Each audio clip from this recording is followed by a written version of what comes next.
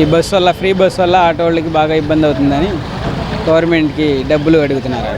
పరిపాలన కూడా పథకాలు అన్నీ కూడా చాలా బాగున్నాయి.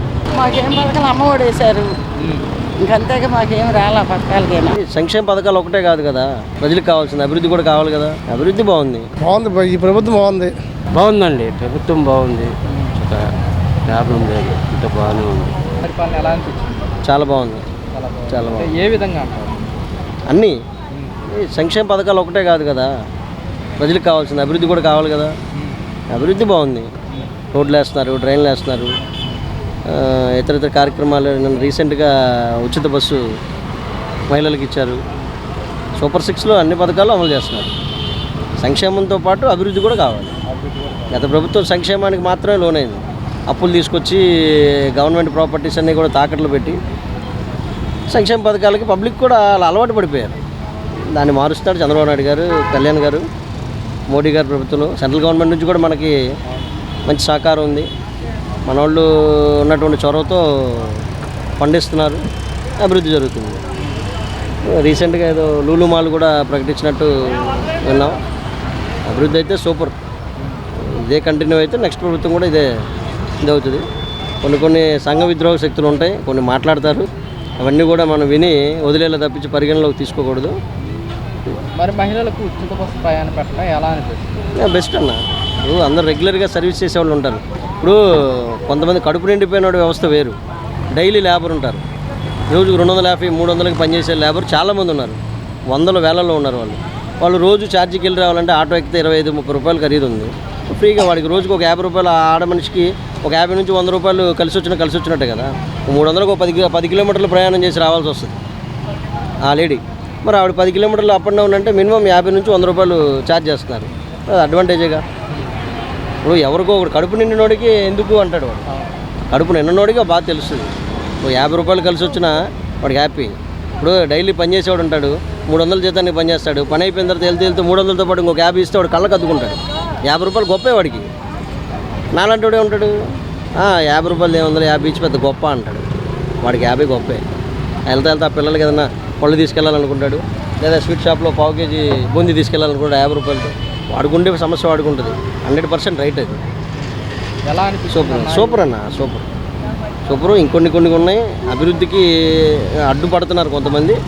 అవి కూడా నిర్మూలించి అభివృద్ధి చేయగలిగితే ఇంకా బాగుంటుంది. కొన్ని రోడ్లు పెండింగ్లు ఉన్నాయి, డ్రైన్లు ఉన్నాయి.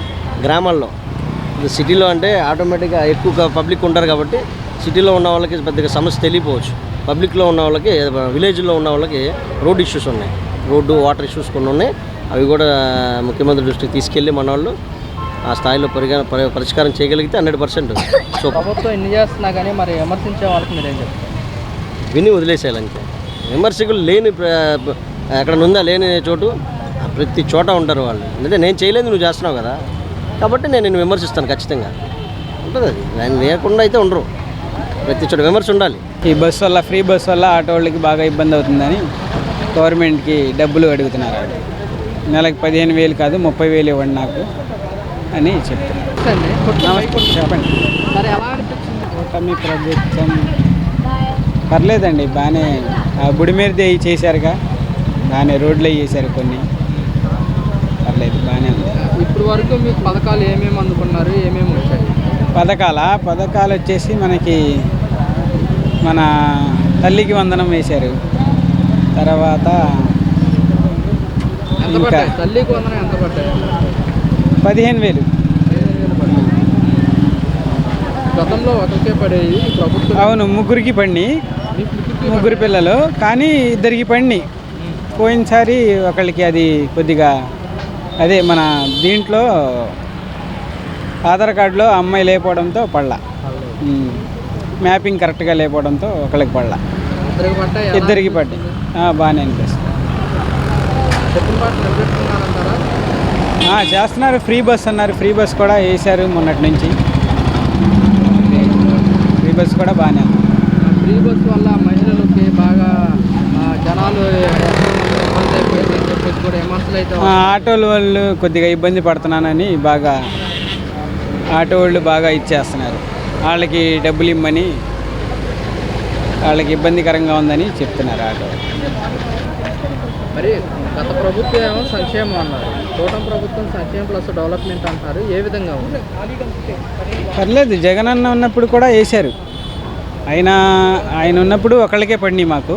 ఇప్పుడు ఈయన ముగ్గురికి చెప్పారు కాబట్టి ఇద్దరికి పడినాయి. ఒకళ్ళకి మ్యాపింగ్ లేకపోవడంతో ఇద్దరికి అయితే పడినాయి కంపల్సరీ. ఆయన ఉన్నప్పుడు ఆయన పడినాయి. గతంలో ఎలా ఉందంటారు? గతంలో పర్లేదు, బాగానే ఉంది. మరి మహిళలకు సంబంధించి కూడా రీసెంట్గా ఫ్రీ బస్ పెట్టారు. అవును, ఆ పథకం బాగుంది. ఏమంటారు, ఏం చెప్తారు దీని గురించి? బాగుంది, ఈ ప్రభుత్వం బాగుంది. గతంలోనేమో సంక్షేమం అన్నారు.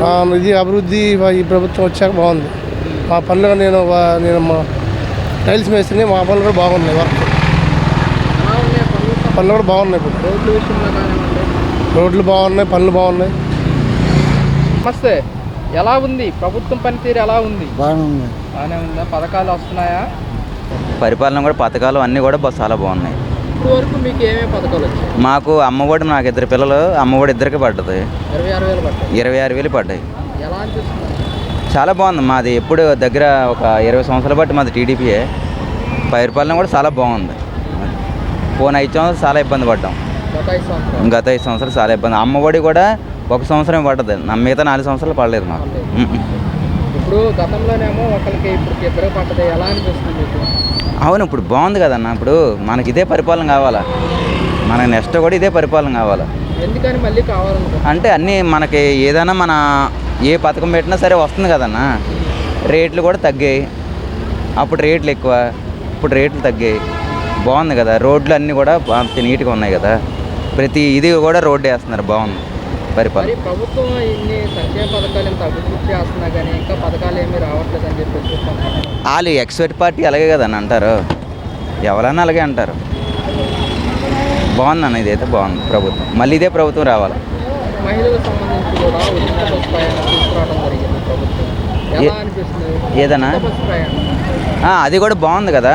మొన్న ఒక రోజుకే 30 లక్షల మంది ప్రయాణం చేశారంట. ఇంకంతకంటే ఏముందన్న. మొన్న లోకేష్, పవన్ కళ్యాణ్, చంద్రబాబు గారు కూడా ఉండవెళ్ళి నుంచి ప్రయాణం చేశారు. బాగుంది కదా. దీనివల్ల మహిళలకి బాగా రక్షించుకొని ఇబ్బంది పడిపోతారు అని చెప్పేసి కూడా అదేముందన్న, మనం బస్సులు ఎక్కువ పెంచుకుంటే అదే సరిపోద్ది. థ్యాంక్స్ అన్న. బాగానే ఉంది. నమస్తే అండి, ఎలా ఉందండి కూటమి ప్రభుత్వం పనితీరు? బాగానే ఉందండి, బాగానే చేస్తున్నారు పరిపాలన.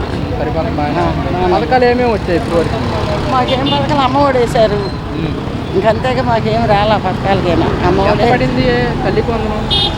13,000 వేశారు. 13,000 పడింది. గతంలో అప్పుడు కూడా అంతే వేసేవాడు అతను జగన్. ఇంకంతే. గతంలోనే జగన్మోహన్ రెడ్డి ఒక్కరికే వేసేవాళ్ళు, వీళ్ళు ఇద్దరికి వేశారు. ఇప్పుడు ఇంకా ఎంతమంది ఎలా అనిపిస్తుంది? సంతోషమేనా?